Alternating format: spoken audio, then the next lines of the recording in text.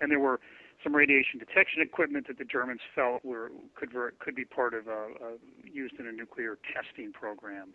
There was some dispute about that because it could also be used in a plutonium separation plant, or at least that was one interpretation. So there wasn't consensus on that part.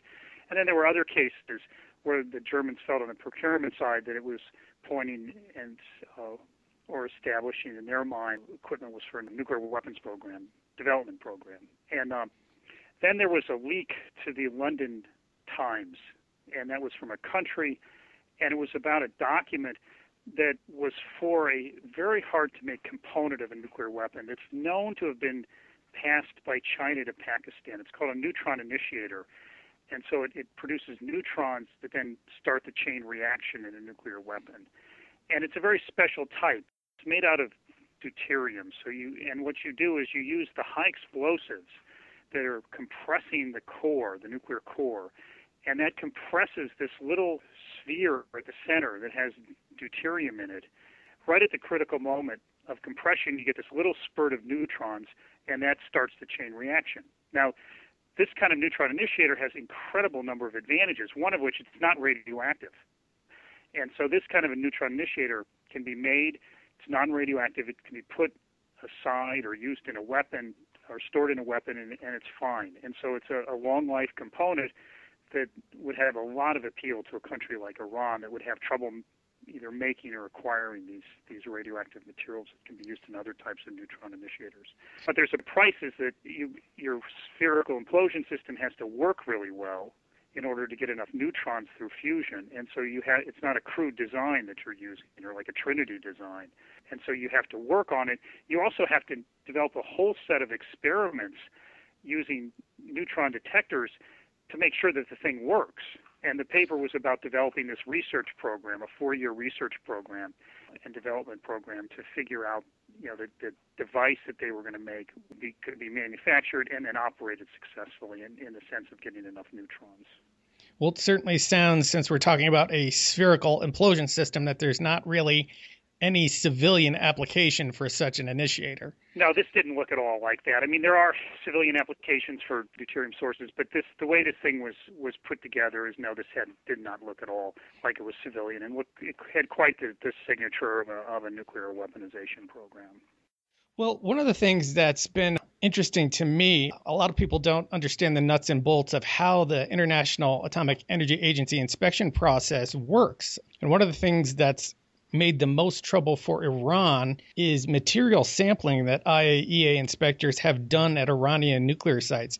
Can you tell just a little bit about what that is and how it works and why it's created a problem for Iran in the past? The idea of this kind of environmental sampling is to use very sophisticated methods to look for minute amounts of plutonium or highly enriched uranium or enriched uranium.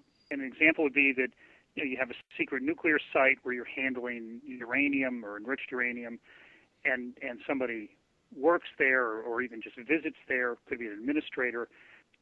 If you can get a sample of that person's clothes, or they may have it on a little trace on their hands, they may transfer it to their desk. If you could take the environmental swipe back at their office, could be very miles away from the secret site, you have a chance of actually detecting the nuclear material. And in a country like Iran, where they say nothing happens, and this is particularly back several years ago, then just the presence of this material can be very indicative of a secret nuclear program. And just now, for example, if environmental sampling would detect highly enriched uranium in Iran, and you could dismiss other possibilities, but if you can eliminate those, then it would be very strong evidence that Iran had a secret site producing highly enriched uranium. So it's a very powerful tool to try to detect undeclared nuclear activities in the country. And it was used in the initial period in Iran. It was used by the IAEA.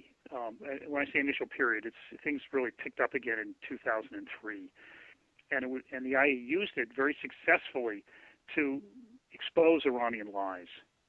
And it made the Iranians so nervous in the end, because it led to a whole series of retractions by Iran, that there was one facility where we think that rather than leave it vulnerable to IAEA environmental sampling, they decided to just level the place, rip down the buildings, and then scour basically scrape the soil and remove all the rubble, and then not let the IAEA know where the rubble went or sample the rubble.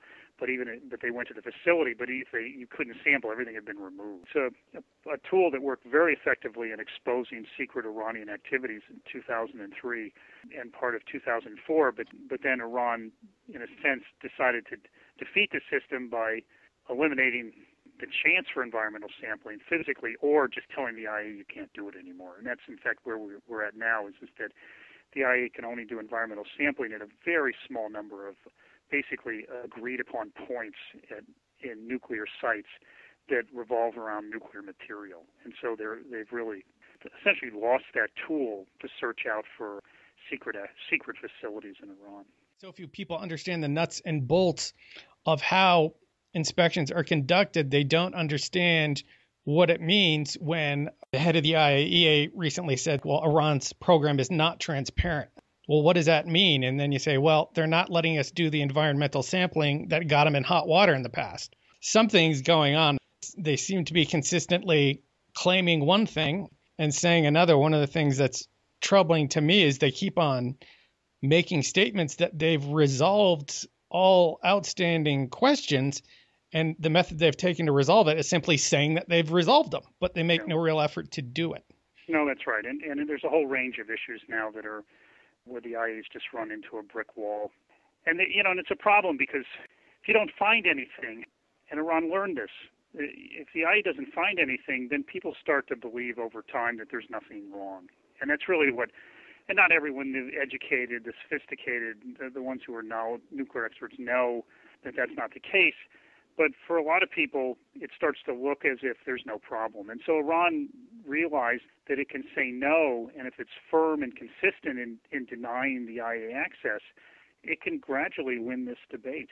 And it's a problem, and it's really up to the governments more than the IAEA to reverse this and make it clear that there are some real problems. Now, I would interpret the leaking of this document on weaponization involving the neutron initiator was one government saying, okay, here's how we push back.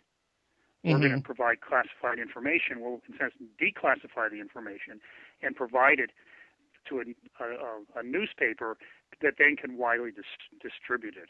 And so that's one way to push back.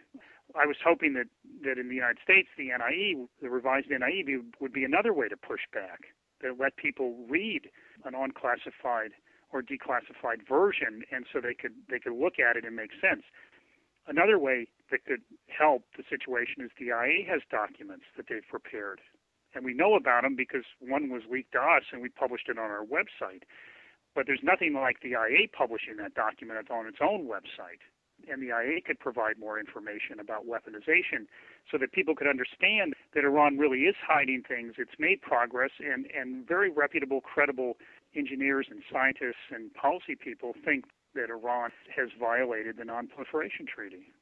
And that, that's something that I've already been in contact with Dr. Heinonen, who I know you know well, decades of experience as the head of the Department of Safeguards at the IAEA. And that's one of the things I hope to talk to him about in a month or two, which is what have been the roadblocks that they've literally put in the inspection process. I mean, everything from denying visas to inspectors to just all kinds of hijinks in bulldozing that site that you referred to. And it's been a game of cat and mouse. And it's one of those things that I think, whether or not you get to see all the sites or anything, there's something like a pattern of deceptive activity. And even if you don't catch someone, you can spot a pattern.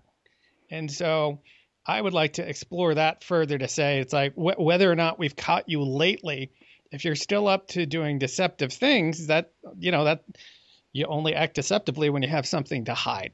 So that was good. It helped clarify things.